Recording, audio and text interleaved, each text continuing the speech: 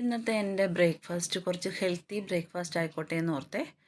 പുട്ടും പയറും പപ്പടവും പഴവും വരുന്നു. കാരണം രാവിലെ എഴുന്നേറ്റ് കഴിഞ്ഞപ്പോഴാണ് ഞാൻ ഓർക്കുന്നത് എന്തുണ്ടാക്കും എന്നുള്ളത്. അടുക്കളയിൽ വന്ന് കുറച്ച് നേരം സ്റ്റക്കായി നിന്ന് കഴിഞ്ഞപ്പോഴാണ് പെട്ടെന്ന് ഈ ഒരു ഐഡിയ വന്നത്.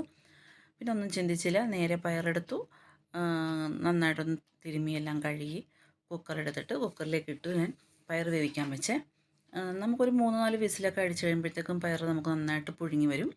അത് കഴിഞ്ഞിട്ടും ഞാൻ പിന്നെ നമ്മുടെ പുട്ടിനുള്ള മാവ് കുഴയ്ക്കാൻ വേണ്ടി എടുത്ത്, ഞാൻ സാധാരണ പുട്ടിന് എപ്പോഴും അജ്മിയുടെ പുട്ടുപൊടിയാണ് യൂസ് ചെയ്യുന്നത്.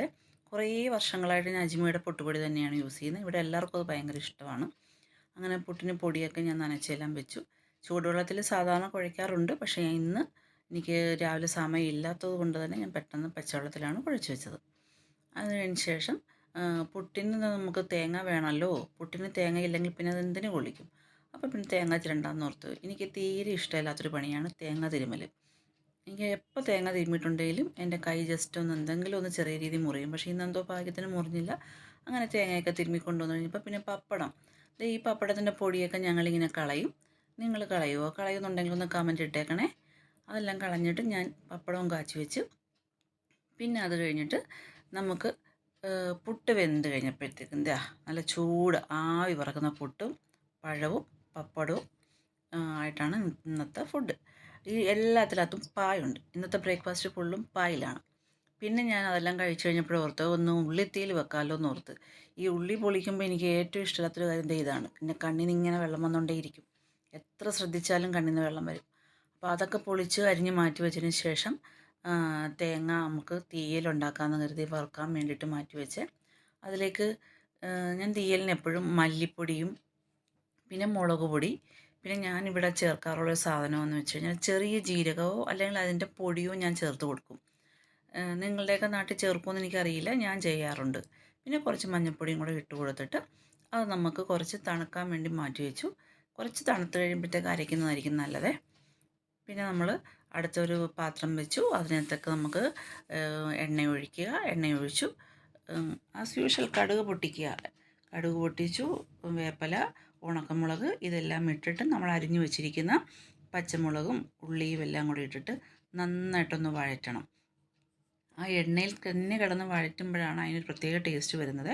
അപ്പോൾ ഒന്ന് അടച്ചു വെച്ച് വേവിച്ച് കഴിഞ്ഞിട്ട് കുറച്ച് നേരം കഴിഞ്ഞപ്പോൾ ഞാൻ ഇത്തിരി ഉപ്പൊക്കെ ഇട്ട് കൊടുത്ത്, ഉപ്പെല്ലാം ഇട്ട് കൊടുത്തു കഴിഞ്ഞപ്പോൾ നമ്മുടെ അരച്ച അരപ്പ് അതിലേക്ക് ഒഴിച്ച് കൊടുത്ത്, പിന്നെ ഞാൻ ഒരു പാത്രത്തിൽ കുറച്ച് വാളംപുളി വെള്ളത്തിലിട്ട് വെച്ചിട്ടുണ്ടായിരുന്നേ. നമ്മളിവിടെ വാളംപുളി എന്ന് പറയും, ചിലവർ പിഴിപുളി എന്നും പറയുന്നുണ്ട്. അപ്പോൾ അങ്ങനെ അതുമൊക്കെ അരപ്പുമൊക്കെ ചേർത്ത് ഇത് നന്നായിട്ട് തിളച്ച് നല്ല കുറുകി വരുന്നൊരു പരുവാണ്. അപ്പോൾ കുറച്ച് നേരത്തേക്ക് അടച്ച് വെച്ച് കഴിഞ്ഞ് തിളച്ച് കഴിയുമ്പോൾ നമ്മൾ കുറച്ചൊന്ന് തീ കുറച്ച് വെച്ചേക്കണം. തീ കുറച്ച് വെച്ച് കഴിയുമ്പോഴത്തേക്ക് നല്ല അടിപൊളി തീയിൽ റെഡിയായി. അപ്പോഴേക്കും എനിക്ക് ദാഹിച്ചിട്ട് പോയി. അപ്പോൾ തേങ്ങ പൊട്ടിച്ച് കുറച്ച് വെള്ളം ഇരിപ്പുണ്ടായിരുന്നു. ഞാനപ്പോൾ അതും അവിടെ നിന്ന് അങ്ങ് കുടിച്ചു. പിന്നെ നോക്കിയപ്പോൾ നമ്മുടെ കാന്താരി ഉപ്പിലിട്ട് തിരിക്കുന്നത്. പിന്നെ ഞാൻ വിചാരിച്ചെന്നാൽ ഒന്നും നോക്കണ്ടെന്ന് കരുതി നേരെ ചീനച്ചട്ടി വെച്ചു. അതിലേക്ക് നല്ലെണ്ണയാണ് ഒഴിച്ചു കൊടുക്കുന്നത്. ഞാൻ എപ്പോൾ അച്ചാറിട്ടാലും ഞാൻ നല്ലെണ്ണ ഒഴിക്കാറുള്ളൂ. പിന്നെ കടുക് പൊട്ടിച്ചു, കുറച്ച് ഉലുവായിട്ട് അതും പൊട്ടിച്ച് കഴിഞ്ഞിട്ട് നമ്മുടെ ചെറിയ വെളുത്തുള്ളി ഉണ്ടല്ലോ, വെളുത്തുള്ളിയും കൂടെ അതിനകത്തൊട്ടിട്ട് ആ വെളുത്തുള്ളി ഒരു ഗോൾഡൻ കളറൊക്കെ ആയ സമയത്ത് ഈ നമ്മുടെ ഉപ്പിലിട്ട കാന്താരി മുളക് നേരെ എണ്ണയിലേക്ക് ഇട്ട് കൊടുത്തു. അതിനൊന്ന് ഇട്ട് കൊടുത്ത് അതൊന്ന് കുറച്ച് നേരത്തേക്കൊന്ന് ഇളക്കി കൊടുക്കണം. എന്നിട്ട് ഒരു സ്വല്പം ഉപ്പും കുറച്ച് കായപ്പൊടിയും ഞാൻ ഇട്ട് കൊടുത്തതിന് ശേഷം നമ്മൾ ഉപ്പിലിട്ട ആ ഒരു വെള്ളം ഉണ്ടല്ലോ, കാന്താരി കിടന്ന വെള്ളം, അത് കുറച്ചൊന്ന് ഒഴിച്ചു കൊടുത്തൊന്ന് തിളക്കാൻ വേണ്ടി മാറ്റി വെച്ചതിന് ശേഷം അതിലേക്ക് കുറച്ച് വിനാഗിരി, ഒരുപാട് വിനാഗിരി ആയാൽ പുളി കൊണ്ട് നമുക്ക് ചിലപ്പോൾ വായി വെക്കാൻ പറ്റില്ല. അപ്പോൾ അതുകൊണ്ട് ആ വിനാഗിരി ഉപ്പുമൊക്കെ ഒഴിച്ചിട്ട് അതിനകത്ത് കിടന്ന് ഇതൊന്ന് തിളച്ച് പൊന്തി വന്ന് നല്ല ഒരു സെറ്റാകുന്നൊരു പരുവുണ്ടല്ലോ, ആ സമയമാകുമ്പോൾ നമുക്കത് വാങ്ങി അങ്ങ് വെക്കാം. അപ്പോൾ ഇന്നത്തെ എൻ്റെ ഉച്ചക്കത്തെ ലഞ്ചിന് ചമ്മന്തിപ്പൊടിയുണ്ട്, മാങ്ങാച്ചാറ്, തീയൽ, വഴുതനങ്ങ മെഴുക്കുവരട്ടി, പപ്പടം, നമ്മുടെ കാന്താരി അച്ചാർ, ഇത്രയുമായിരുന്നേ. ഇത് കഴിഞ്ഞപ്പോഴേക്കും ഞങ്ങൾ നേരെ ബീച്ചിലേക്ക് പോയി. ബീച്ചിൽ ചെന്നപ്പോൾ ഫസ്റ്റ് തന്നെ റെയിൽവേ ക്രോസിൽ ചെന്ന് കിടക്കേണ്ടി വന്നു. പിന്നെ അവിടെ നിന്ന് ബീച്ചിലേക്ക് ചെന്ന് കുറച്ച് നേരം അവിടെ ഇരുന്ന് കഴിഞ്ഞപ്പോഴേക്കും കൊച്ചിന് പാനിപ്പൂരി വേണമെന്ന് പറഞ്ഞു. നേരെ പാനിപ്പൂരി വാങ്ങിച്ചു കൊടുത്തു കഴിഞ്ഞപ്പോൾ ഓർത്ത് ഞാൻ 2 ഐസ്ക്രീമും കൂടെ വാങ്ങിച്ച് കഴിച്ചാൽ എന്തായാലോ എന്ന് ഓർത്തു. അങ്ങനെ ഐസ്ക്രീമും വാങ്ങിച്ച് കഴിച്ചിട്ട് ഞങ്ങൾ നേരെ തിരിച്ച് വീട്ടിലേക്ക് പോന്നു. അപ്പോൾ എല്ലാവർക്കും ഗുഡ് നൈറ്റ് ഫ്രണ്ട്സ്.